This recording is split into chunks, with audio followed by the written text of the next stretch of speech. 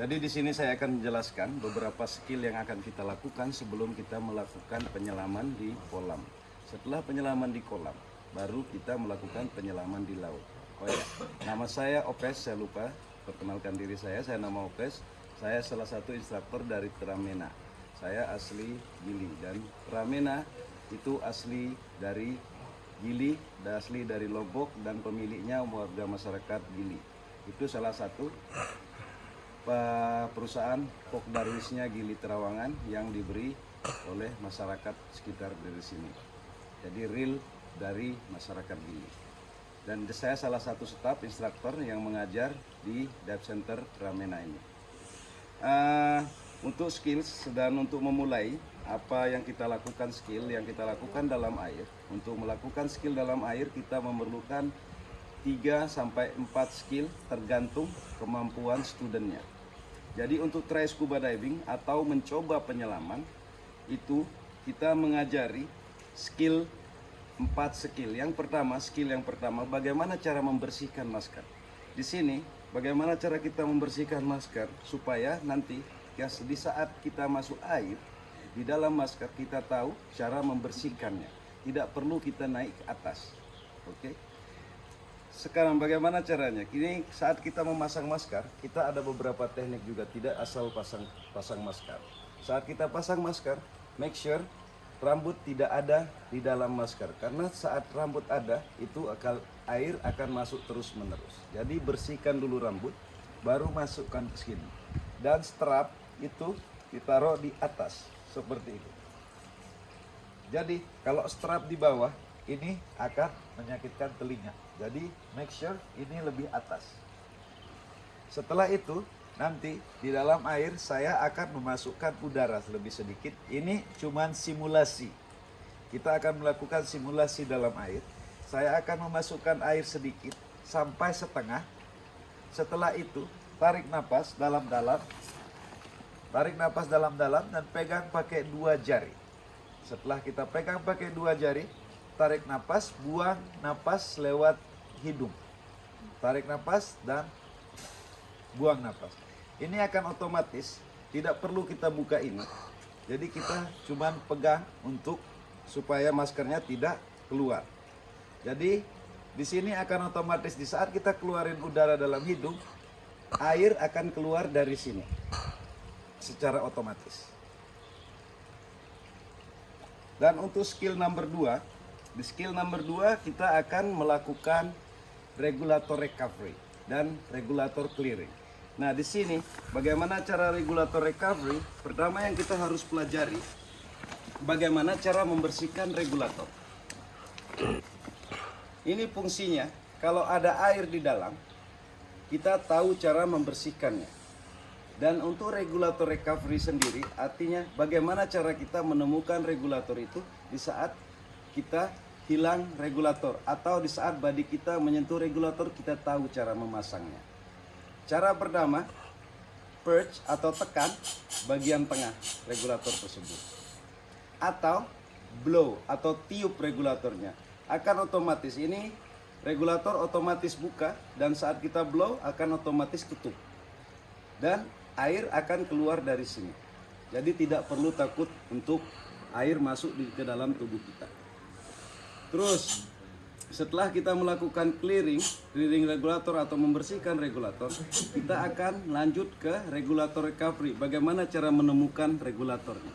Cara menemukan regulator, nanti saya akan melakukan simulasi terlebih dahulu. Saya akan tekan, tarik napas dulu. Setelah itu kita keluarin regulatornya dan kita lepas seperti ini. Kita lepas seperti ini. Saat kita lepas regulator, make sure udara itu harus kita buang sedikit demi sedikit. Fungsinya apa? Karena rule number 1, never hold the breath, atau jangan pernah tahan napas. Jadi kita membuka lang atau paru-paru kita buka dengan mengeluarkan napas perlahan-lahan. Setelah itu taruh posisi ke kanan sedikit, baru tangan lurus ke depan, tarik ke belakang. Setelah itu baru tarik horizontal seperti ini. Di saat regulator pasti ada nanti di bagian tangan kita. Setelah itu baru kita ambil dan kita masukkan lagi ke dalam mulut. Setelah kita masukkan dalam mulut, baru kita tekan tengahnya atau blow untuk membersihkan air di dalam regulator ini. Dan untuk skill nomor 3, kita akan melakukan neutral buoyancy position. Neutral buoyancy position itu fungsinya untuk mengetahui seberapa banyak udara yang kita butuhkan di dalam jaket, dan setelah kita menemukan seberapa banyak udara dalam jaket, kita akan melakukan fin pipette atau berenang. Bagaimana cara melakukan neutral buoyancy position? Nanti kita akan tiduran di bawah, di bottom atau di dalam kolam. Setelah itu, di saat kita tarik napas, full tarik napas, badan kita akan naik. Setelah kita turunin, buang udara di dalam paru-paru kita, badan kita akan turun. Kenapa bisa begitu? Karena saat kita menarik napas dari regulator, itu kita menambah volume udara di dalam paru-paru kita. Jadi paru-paru kita ngembang. Itu yang bikin badan kita positif. Di saat kita keluarin udara dalam mulut, kita mengurangi volume di dalam paru-paru kita. Itu yang bikin badan kita negatif. Oke? Setelah kita menemukan berapa banyak, tetapi di saat kita tarik napas, badan kita tidak bergerak. Jadi kita perlu menambah sedikit di dalam jaket. Caranya di sini namanya inflator. Ini inflator itu fungsinya memasukkan udara di dalam jaket. Tekan bottom 1 kali, 2 kali, atau 3 kali. Tapi jangan tekan terlalu lama. Saat Anda tekan terlalu lama, ini akan membuat Anda naik cepat. Jadi kita cuma tekan 1 kali, 2 kali saja. Setelah itu coba lagi tarik napas sampai badan kita itu bergerak ke atas. Di saat kita buang udara, badan kita bergerak ke bawah. Setelah kita, tapi bagaimana kalau terlalu banyak udara di sini? Kalau terlalu banyak udara, kita cuma cukup buang namanya deflator. Deflator itu fungsinya membuang udara di dalam jaket. Kalau udara terlalu banyak di jaket. Caranya, di sini ada bottom. Tekan bottomnya 1 kali, 2 kali. Tapi jangan terlalu banyak juga. Karena kita mau mencari berapa banyak yang kita butuhkan di dalam jaket. Setelah kita menemukan, kita melakukan skill yang terakhir, yaitu berenang. Jadi di sini kita juga akan mengajari cara berenang di sini. Jadi saat kita berenang, kita tidak melakukan berenang gerakan tangan atau melakukan kicking seperti naik sepeda. Jadi di sini kita mempunyai namanya pin. Di sini kita akan fungsikan bagaimana cara kita fungsikan pin. Di sini pin itu fungsinya untuk mendapatkan power di saat penyelaman. Jadi di saat berenang, usahakan posisi kaki strike atau lurus. Setelah itu manfaatin kekuatan pin 1, 2, 3, 1, 2. Jadi fungsinya 1 turun naik saja, naik bawah, atas bawah seperti itu. Setelah melakukan itu, setelah Anda mendapatkan itu, kita akan melakukan kontrol buoyancy. Jadi cara kontrol buoyancy-nya di saat penyelaman, di saat Anda berenang, make sure posisi kalian itu horizontal. Jadi posisi horizontal seperti ini. Jangan ada posisi vertikal. Di saat kalian kicking, di saat posisi vertikal, posisinya akan naik. Tujuan kemana kita pergi itu tergantung arah kemana kepala kita, kemana arah tangan.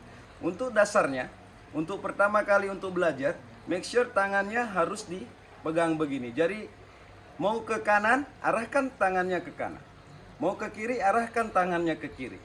Nah, setelah kita tahu ke arah kemana kita, tinggal kontrol buoyancy-nya melalui lung. Kontrol breathe in slowly. Jangan breathe in, breathe out terlalu cepat. Kalau breathe in terlalu cepat, terlalu dalam, nanti turun naik seperti ini. Jadi seperti itu. Dan untuk selanjutnya, untuk hand signal. Jadi kita tidak akan berbicara di dalam air. Jadi kita menggunakan bahasa Tarzan. Atau bisa dibilang hand signal or body language. Jadi di sini cara kita hand signal untuk komunikasi, untuk mengetahui antara apa yang kita mau dan apa yang kita lakukan itu dengan cara hand signal. Yang pertama kita lakukan ini oke. Jadi jawabannya juga harus oke. Kita tidak menggunakan ini untuk oke. Jadi ini untuk oke. Dan ini untuk ke atas. Ini down, ke bawah. Jadi di sana nanti jangan lupa di saat kalian turun melakukan equalize setiap 1 meter, atau badan kalian akan otomatis memberitahu untuk melakukan equalize sebelum telinga sakit. Karena di sana lari ke pressure atau tekanan air itu lebih besar daripada tekanan udara. Jadi kita perlu equalize setiap 1 meter, 1 meter, 1 meter, atau sebelum telinga terasa sakit. Itu untuk menjaga telinga supaya tidak sakit. Terus kalau ada masalah di telinga tidak bisa equalize, Anda cukup memberikan saya hand signal seperti ini. Masalah dalam telinga, masalah masker, masalah kram, baru ditunjuk di mana bagian masalah itu. Berikan hand signal begini dan tunjuk lokasi di mana Anda bermasalah. Dan instruktur akan siap membantu Anda atau mengasis Anda untuk melakukan penyelaman yang lebih safety. Oke. Terus untuk jika Anda melakukan penyelaman terus Anda jauh dari body Anda, ini hand signal untuk stop. Dan jika Anda nervous atau apa, nanti kita akan memberitahukan seperti ini. Untuk hand signal itu slow, relax, enjoy atau santai. Dan kita instruktur akan selalu di depan kalian untuk mengontrol kalian. Terus kalau Anda menyukai penyelaman, Anda cukup memberikan hand signal seperti ini. Luar biasa, amazing, great atau awesome, apapun itu. Oke? Terus nanti di dalam penyelaman, di dalam kolam saya akan memberikan hand signal. Kamu, ini artinya kamu atau kalian lihat saya. Ini lihat dan saya. Saya akan melakukan clearing mass, simulasi clearing mass. Saya akan melakukan simulasi regulator recovery. Saya akan melakukan simulasi neutral buoyancy position. Saya akan melakukan simulasi berenang. Jadi sebelum Anda melakukan practicing, saya instruktur atau saya sendiri akan mempraktikkan dulu. Baru setelah itu saya akan mempersilahkan Anda melakukan satu persatu. Terus untuk kelanjutannya, setelah Anda melakukan semua skill, jika Anda masih mau mengulangi, ini hand signal untuk mengulangi. Jika masih ada air di dalam masker, saya akan melakukan ulangi clearing mask dan saya akan tunjuk untuk maskernya. Cukup seperti itu. Terus untuk kelanjutannya setelah itu, setelah kalian melakukan semua skill dengan baik, saya akan memberikan tos. Itu untuk apresiasi bahwa Anda itu sudah bisa. Sekian untuk informasi skill diving dari saya. Terima kasih.